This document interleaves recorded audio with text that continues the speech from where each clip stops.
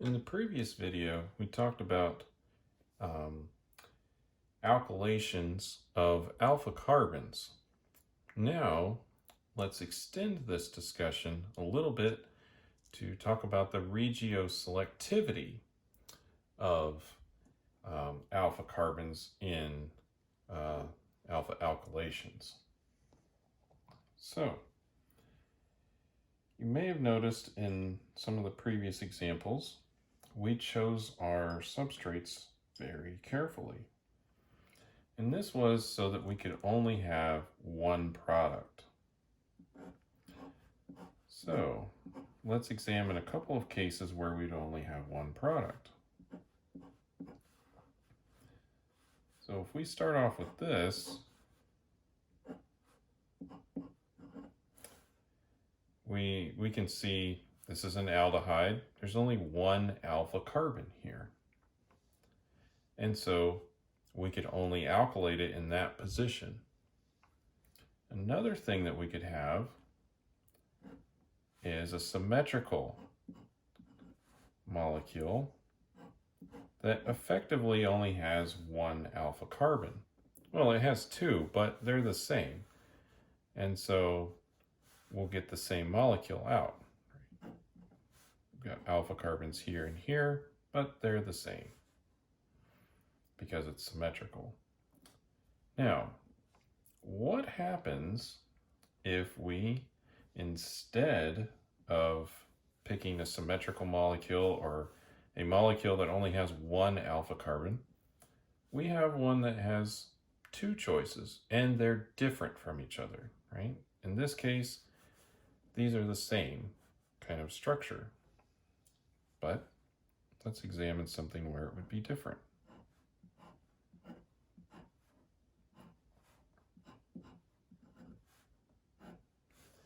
Now, my two alpha carbons are chemically different.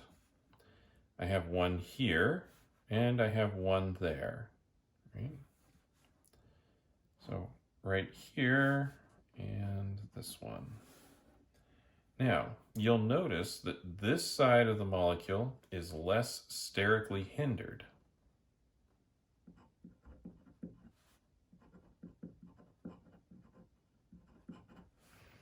And you may also notice that this side of the molecule has additional substitution, which is increasing the steric hindrance, but it does another thing. This will be thermodynamically better because of the intermediates that can form here.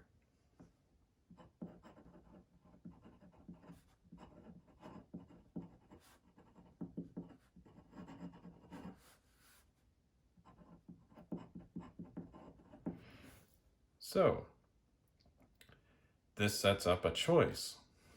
If we choose our conditions such that kinetics are what is controlling the operation or the reaction, then we'll substitute preferentially at the less hindered carbon because it's easier to get at. It's faster to get at this one. But if we instead set it up so that we have a thermodynamic situation where there's an equilibrium between the deprotonations that we can do, this side will be favored because it's thermodynamically more stable. And let's just briefly look at what thermodynamically more stable means by just drawing what would happen if we deprotonate right here, and then we'll draw the resonance structure for that. And we'll do that before we get too far in our discussion. So, if we deprotonate there, we'll have a lone pair right here. We'll have a negative charge here. Now, what can happen? That goes into the bond in between here. My electrons on the carbonyl push up, and I get a resonance structure that looks like this, with a double bond there, oxygen with a negative charge up here on it. This is the more substituted side of the molecule, so this will be more favored. It also has, Yes, so more favored here. If we formed the double bond here by deprotonating on that side, we'd have the less substituted double bond. That would be a little bit less thermodynamically stable. So this is now setting us up for conditions that we can say, oh, let's take advantage of the difference in the thermodynamics of these two products. So first, let's consider a kinetics-driven reaction. So we're going to substitute on the less sterically hindered part. So we have our substrate, and let's choose some kinetics-based conditions. So in order to do this, we're going to want this reaction to happen very fast, which means we need an excellent base for this to happen. We don't want it somewhat pulling off the proton. We want it ripping it off very quickly. And one of the best bases that we have, and we also want it to be bulky, right? So we want a really strong, bulky base. Well, we've got one. It's lithium diisopropylamide, LDA. This has a pKa of about 38. So this is a really good base because that's a pathetic acid. And further, we want this reaction to happen under kinetic conditions. And thermodynamic conditions, we would heat it. And under kinetic conditions, we'll cool the reaction down. So we're going to put this in dry ice, which means minus 78 degrees C, which is dry ice. And we'll need some solvent for that. So some THF, some pentane. So we need something that will dissolve this and that. We need some polar things, and we need it to be aprotic because otherwise the LDA is going to react with the solvent rather than what we want. So that's step one. We're going to rip that proton off, and the protons for alpha carbons, if we remember, pKa is about 20. So this will very easily steal that proton there. So once we steal the proton, then we can come in and this is now nucleophile because we've got a negative charge there.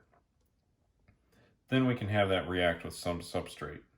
And I'm going to choose this alkyne here. And our product that we will get will substitute on the less substituted carbon.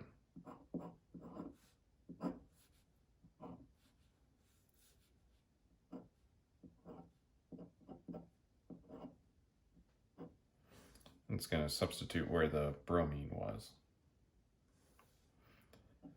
All right, so this is kinetic conditions. And again, less sterically hindered, giant base, really strong. Now, what if we change the conditions, go a more thermodynamic route?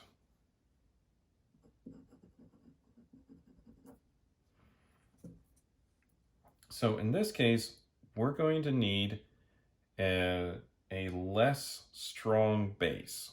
We still need something that's pretty strong, but we need something that's a little bit weaker, just because we want an equilibrium, right? This is going to drive this reaction forward so quickly, whereas we want something that's going to do it a little bit gentler, so that way we can select for the more thermodynamically favored product. So instead, we're going to use an alkoxide base. So we still want something pretty strong. So we're going to use this T-butoxide, potassium T-butoxide, And this has a pKa, well, the alcohol has a pKa of around 19. And so this is actually weaker than the alpha carbon. So the equilibrium is going to lie towards the reactants and not towards the products. That just sets it up to be thermodynamically controlled, because we're going to definitely have an equilibrium. We'll be able to go back to this starting material really at any time during this process, until of course we're adding in our alkylating agent. And we'll have this in the alcohol as the solvent. That's common to have the alkoxides just in some of their alcohol. And we're doing a thermodynamic product, so we're going to heat this. That will promote the thermodynamic conditions. So this is step one still. And then, well, since this reaction isn't very favored, this is all step one, we'll add in our substrate at the same time.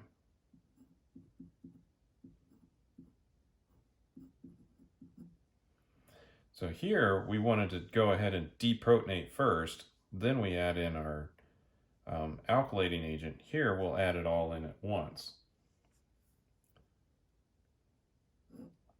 And we'll get the other product, which is thermodynamically more favorable.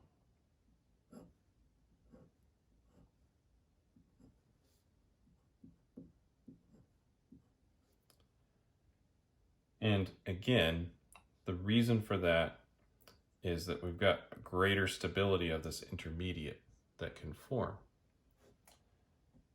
All right. So that is how we control the regioselectivity in alpha alkylations. We can either force it to go under kinetic conditions by using a really strong base, colder temperatures, or we can make it go thermodynamic conditions by using a less strong base. This is still a very good base, but not as good as this one, and heating it up so that we can go and make the thermodynamic product.